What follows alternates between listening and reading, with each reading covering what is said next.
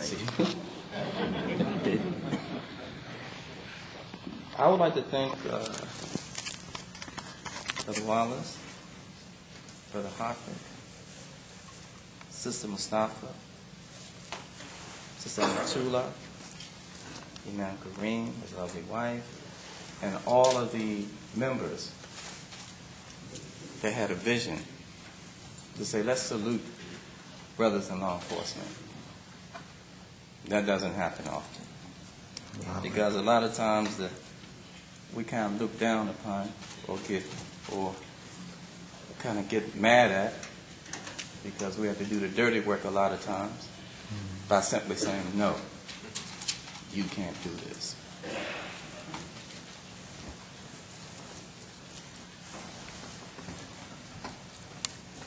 And I would beg the brothers to be like milk to the believers in saying no. But at the same time, you may have to have a sledgehammer to beat the ones back that need to be beaten back. Brother, man, you want to give me a minute, give me a note to say I got a few minutes. I'm not used to speaking, but I am used to being on the rostrum, on post, looking out at thousands of people with no problem whatsoever, ready to pounce if necessary, to protect our leader, what he stood for, and what he stands for, whoever that leader may be. I support Brother Wallace 100%. Yes, sir! Thank you. With my life at least. It's one thing about police officers, law enforcement, and security. I kind of use that term interchangeable. We will give our life for people we don't even know because they threaten society.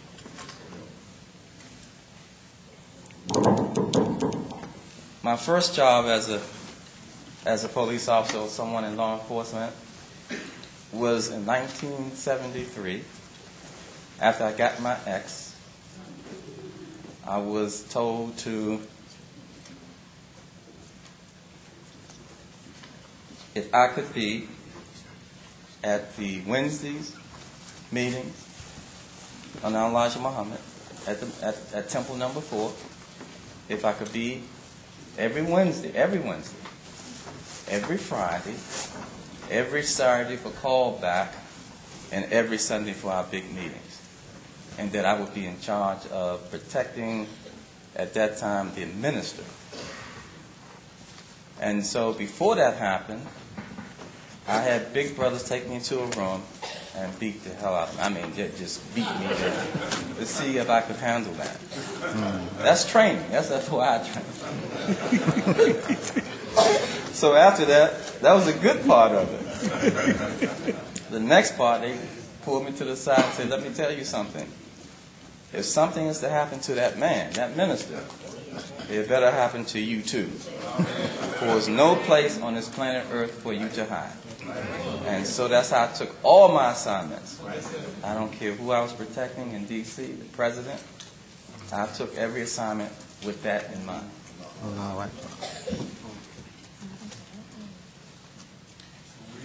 When I joined the military, I consulted with our leader, Imam Mohammed, and I asked him about joining the military.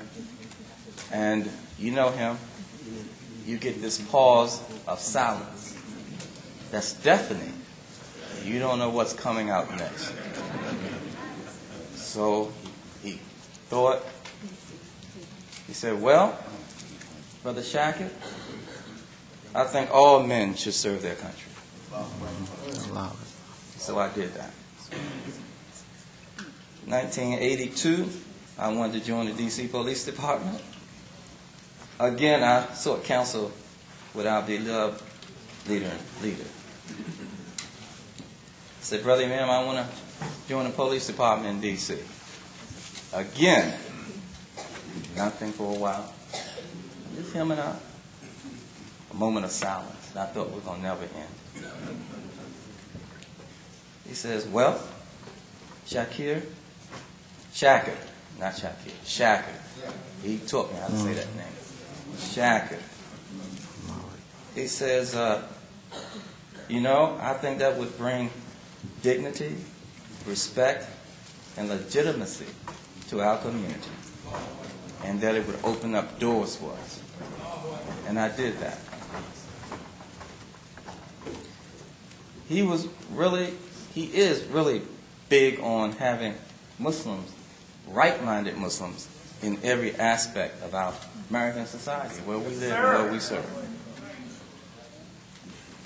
And it paid off.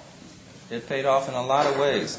It paid off in getting him expedited to and from places, in and out of the airport, speeding up and down the highway. That really helped us because we had some people, I'm not the only one that had credentials, and would say, we are escorting a dignitary.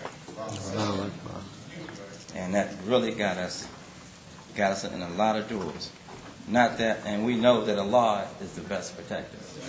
And the Imam wouldn't let you forget that. When you think you're doing something, Allah is my protector. But tie your camel. You know that. That's right.